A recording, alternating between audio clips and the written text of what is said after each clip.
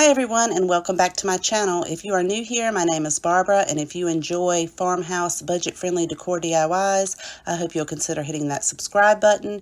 And if you enjoyed today's video, please make sure to give it a big thumbs up.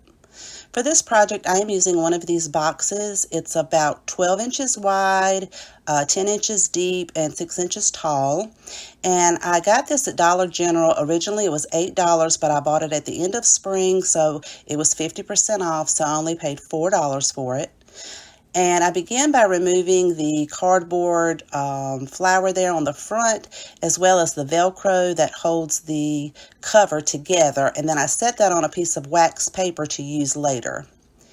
And I'm going to open that up and cut some of the flap that goes over the front down because I don't want it that size. I'm actually going to be using some of these jumbo wood craft sticks, and I wanted it to be the width of those craft sticks. I'm also going to be using these same craft sticks to decorate this box with. So I just laid my craft sticks out and marked that down with a pin, and then I'm taking my box cutter and cutting that down to size, trying to make sure that I have a nice straight line. Once I get all of that removed, I'm going to cut the rounded tips of the craft sticks off, and I'm going to cut down about 24 of these. I believe I used 23, but I went ahead and cut like 24 down. And I just cut the rounded tips off, and then the sizes I need, I'll measure as I go. So for the flap that comes over the top of the box, I'm just going to hot glue one on each end, and then I'll measure the piece in the center.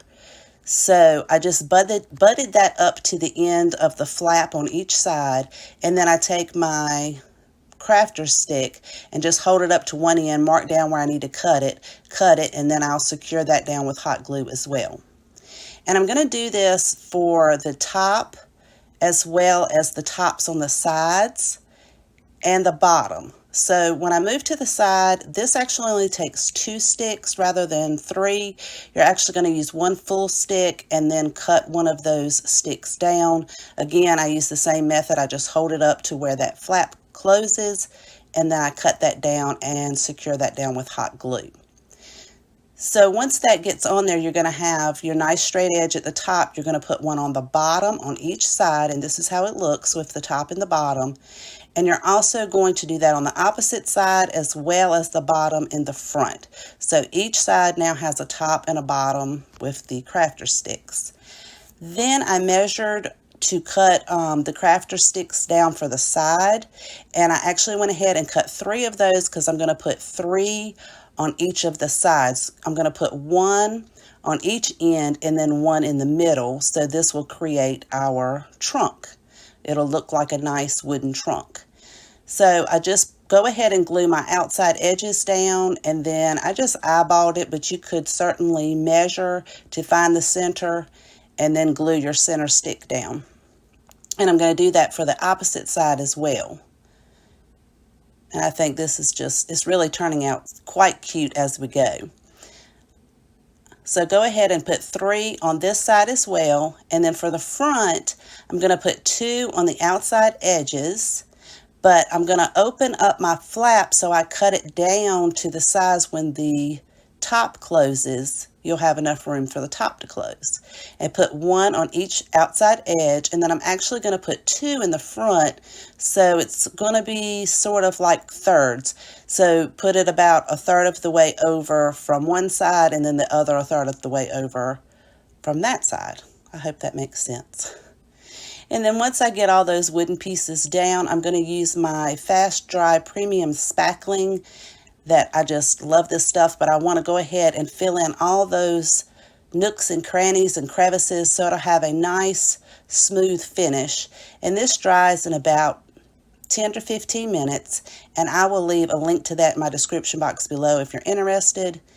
And once that completely dries, I do make sure I wipe any excess off before it dries.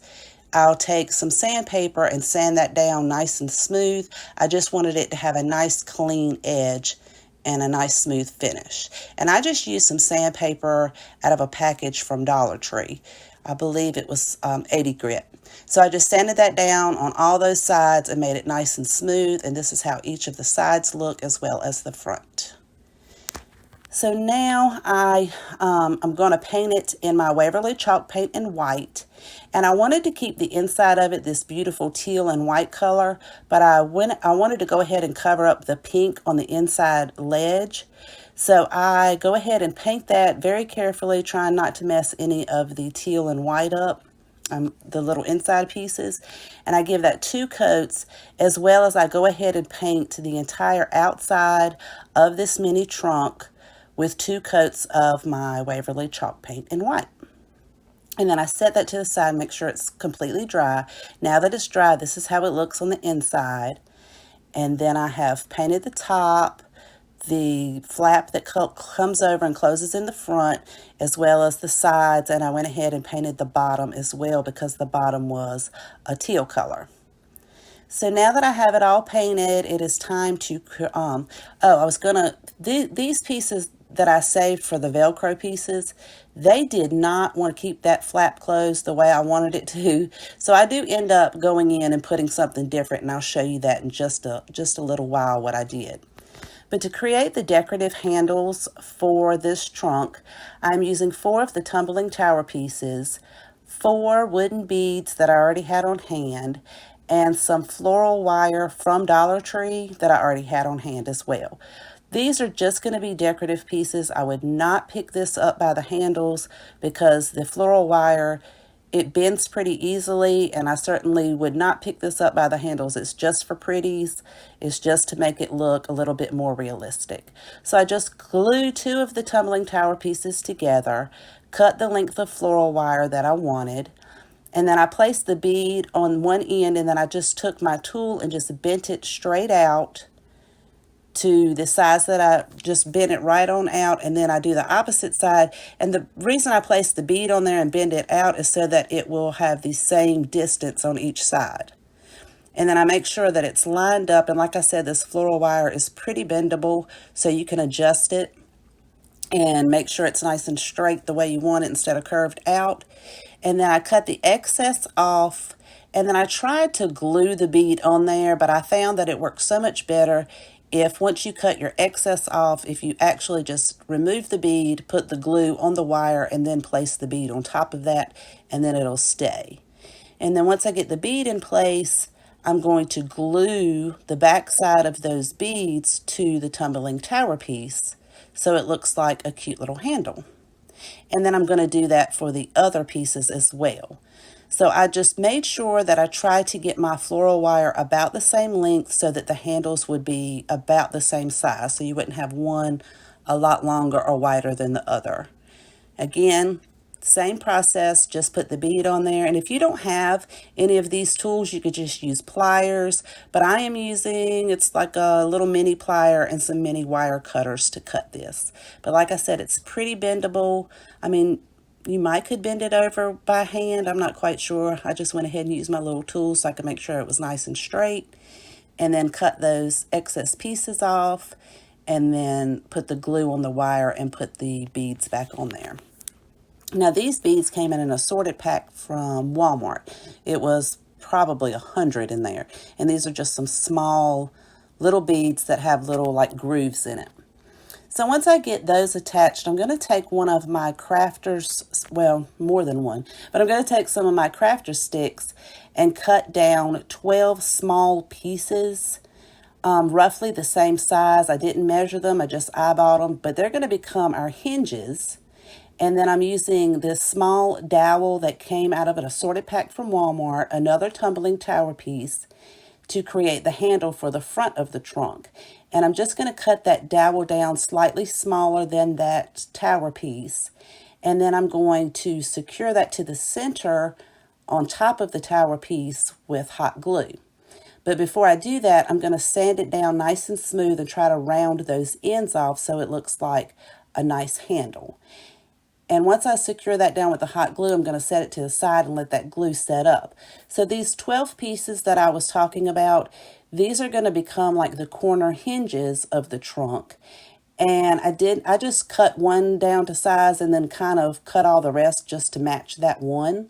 But I do go ahead and sand those down so they're nice and smooth on the outside edges. Once I get everything sanded down, I'm going to paint all of these pieces with my Waverly chalk paint and ink, which is black color, and it only takes one coat.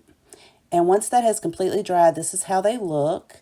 And now it is time to apply those to our trunk. But before we do, I'm going to be using some of these pearl sparkling gems. I found this at Dollar General, and I've gone ahead and painted 12 of those in the Waverly chalk paint in the color ink, the same color that I painted my handles and those little corner pieces. So now we can decorate it, but before then, that is where the little Velcro piece was not holding together. So I already had some Velcro on hand, and I went in and cut that down and basically put it like one on each third there, so it would keep that flap closed. So I put the handle in the front and the center with my hot glue, and then I'm going to go ahead and glue down those corner pieces, one on each corner. So you're going to have 4 in the front, and then you're going to have 4 on each side. And just make sure that you put it as close to the edge as you can, because I wanted the hinges to look like it's one continuous piece going from the side to the front. And when I get to the side there, I can see that the flap, the little lid that comes over, still has the white on the outside edge. So I do go in and paint that with the ink Waverly chalk paint, just so it can look like one continuous piece when the lid is closed, when it's completely closed. That way it will look like one hinge going across. So I'm going to do that for both sides of the lid that comes over. And once I get all of that painted and it's dried, it is time to, I can't remember if I add the little nail head. Oh, put my handle on.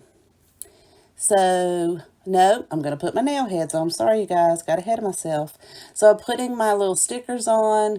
These stick pretty well. You could put a bead of hot glue on there, but mine stuck pretty well. They haven't fallen off, but, you know, if they do, you could go ahead and put some glue on there.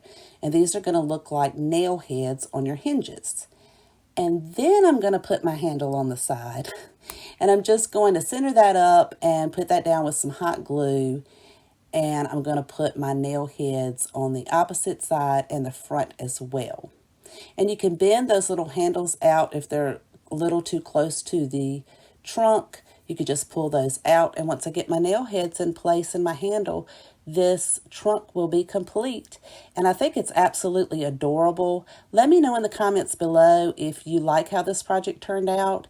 It's a very versatile piece. I plan on storing my craft paint in there and keeping it in my craft room. And I think it is so adorable. I hope you enjoyed today's video. Thank you so much for watching. Please take care, and I will see you next time.